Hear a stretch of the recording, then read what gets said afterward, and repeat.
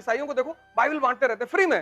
तुम बहुत बार देखोगे ईसाइयों को चौराहे पे खड़े बाइबल बांट रहे, यीशु का संदेश फ्री में, फ्री में। उनको कोई डर नहीं है कि ये लोग मेरी बाइबल को फाड़ देंगे। कई बार लोगों ने फाड़ा ही। बहराइच में थे, एक लड़के ने बाइबल लिया, उसको फाड़ दिया। फाड़ने के बाद उस पर चटनी रख दिया, फिर मुस्कुरा रहा था। हमने कहा अगले 10,000 साल तक भीख मांगोगे, आप बदतमीजी काहे कर रहे हैं? उनका बदतमीजी, तुम्हें नहीं सम्मान देना है मत लो ना। अगले 10,000 साल, 1-2 साल नहीं। कुछ लोग का यहाँ होता है, कुछ लोग का यहाँ होता है, तुम्हारा है ही नहीं।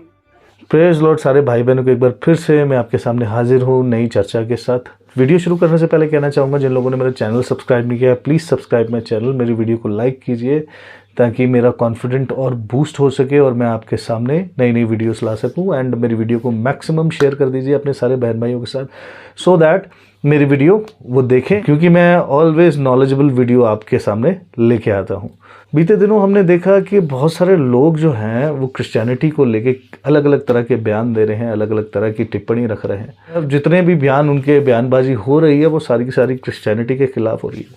पर कुछ एक लोग हमारे यहाँ पे ऐसे लोग भी पाए जाते हैं जो लोग पूरी कैलकुलेशन के साथ बात करते हैं, पूरी तोल मोल के साथ बात करते हैं, पूरी सूझबूझ के साथ बात करते हैं। और ऐसे लोग कौन होते हैं? जो पढ़े लिखे होते हैं, जिनको एजुकेशन का मतलब पता होता है और जो रियली जानते हैं कि हम क्या बात कर रहे हैं। मैं बात करूंगा अवध ओझा सर की, जो यूपीएससी की ट्रेनिंग देते हैं, यूपीएससी की कोचिंग सेंटर एक रन करते हैं। ओझा सर के नाम से मशहूर हैं। इनके यहाँ से काफ़ी सारे लोग आईएएस बने, सो दैट जान सकते हो ऐसे बंदे के बारे में कि ये बंदा किस सोच का मालिक होगा।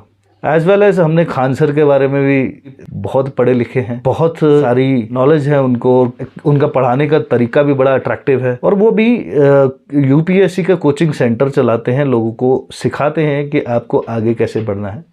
अगर मैं बात करूं इन दोनों की, तो ये दोनों बिहार के बहुत छोटे से गांव से आते हैं। ये बहुत सारी जिम्मेवारियां होने के कारण नीलात ने इनको इतना समझदार और इनका इतना अच्छा बना दिया कि सही को सही और गलत को गलत कहना आ गया। बीते दिनों हमने खान सर की स्टेटमेंट देखी जिसमें उन्होंने क्रिश्चियंस की किस तरह से तारीफ करी, and as well as Ojha sir ने जो तारीफ आज करी है, रियली हैट्स ऑफ, जिस तरह से उन्होंने पूरी कैलकुलेशन करके क्रिश्चियनिटी को बताया है।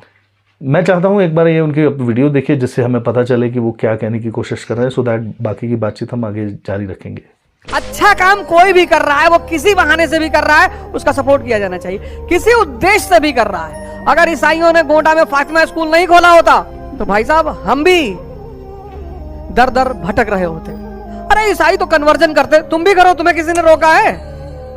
पूरी दुनिया में ईसाइयों ने स्कूल और हॉस्पिटल खोला। इलाहाबाद का सबसे प्यारा हॉस्पिटल, सब आते हैं, हिंदू मुस्लिम सिख ईसाई ब्राह्मण दलित सब। नाजरत हॉस्पिटल तुम क्यों नहीं बना लेते? हिंदू ऐसा अस्पताल क्यों नहीं बना लेते? मुसलमान ऐसा अस्पताल क्यों नहीं बनाता? बस गाली देना आसान है। अरे ईसाई तो धर्म परिवर्तन कर रहे, तू भी कर। इस देश में सबसे बड़ी बात, जो भी अच्छा काम करना शुरू कर देगा तुरंत लोग उसके पीछे। Hats off to Ojha sir, आपने जो बात कही है वो बिल्कुल कहने वाली बात थी और लोगों को ये समझाने वाली बात थी, क्योंकि आप उन लोगों को ये बात समझा रहे हैं जो लोग भविष्य में वो लोग आईएएस बनेंगे और अपने देश को संभालेंगे। उनको ये चीज़ समझनी बहुत ज़रूरी है।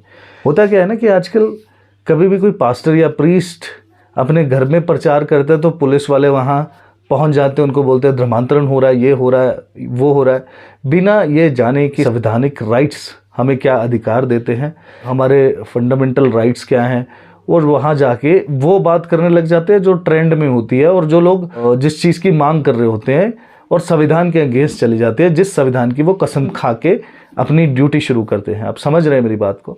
वहाँ पे ऐसे लोगों को जो आईएएस बनने वाले हैं, पीसीएस बनने वाले हैं या कुछ और पोस्ट पे जाने वाले हैं, उनको ये समझना बहुत ज़रूरी है कि दैट अगर क्रिश्चियनिटी में लोग अपनी बाइबल बांट रहे हैं या कुछ कर रहे हैं तो वो आपका नुकसान नहीं कर रहे हैं, आपको भी वो चीज़ें करनी हैं। तो इन्होंने बहुत अच्छी बात बोली। डेफिनेटली हम ऑल द वाइल अपनी वीडियोस में बोलते हैं कि क्रिश्चियंस की देन जो है, आप सब जानते हैं कि एजुकेशन सिस्टम क्रिश्चियन लेके आए हैं, हॉस्पिटल्स क्रिश्चियंस लेके आए हैं। मैं ये नहीं कह रहा कि क्रिश्चियंस ने सारा देश को बहुत सारी देने दी हैं, मैं कहता हूँ कि सब ने मिल के ये देश बनाया है। अगर मिल के ये देश बनाया है तो हमें सबके साथ मिल के चलना चाहिए।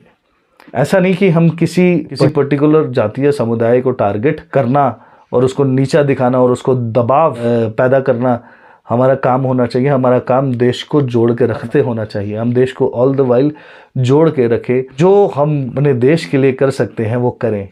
अगर कोई हॉस्पिटल एजुकेशन सिस्टम बढ़िया कर सकता है तो वो उसको बढ़िया करे। जिस तरह से ओझा सर कह रहे हैं, ओझा सर एक पढ़े लिखे ऐसी शख्सियत हैं जो यूपीएससी की पढ़ाई में आपको बता दूं, ऐसी पढ़ाई होती है जिसमें आपको हर चीज़ सीखनी होती है, ए से लेके जेड तक हर चीज़ की नॉलेज आपको होनी चाहिए।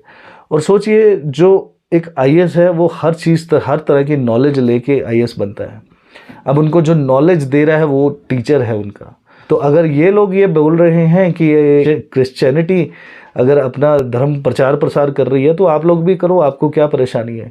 तो आप इसी स्टेटमेंट से समझ जाइए। और जो इस तरह के काम हो रहे हैं, जो देश की शांति को भंग करने की कोशिश कर रहे हैं, वो किस लेवल के लोग हैं और ओझा सर जैसे लोग किस लेवल के लोग हैं। अब सोचिए इसके बारे में, थिंक अबाउट इट।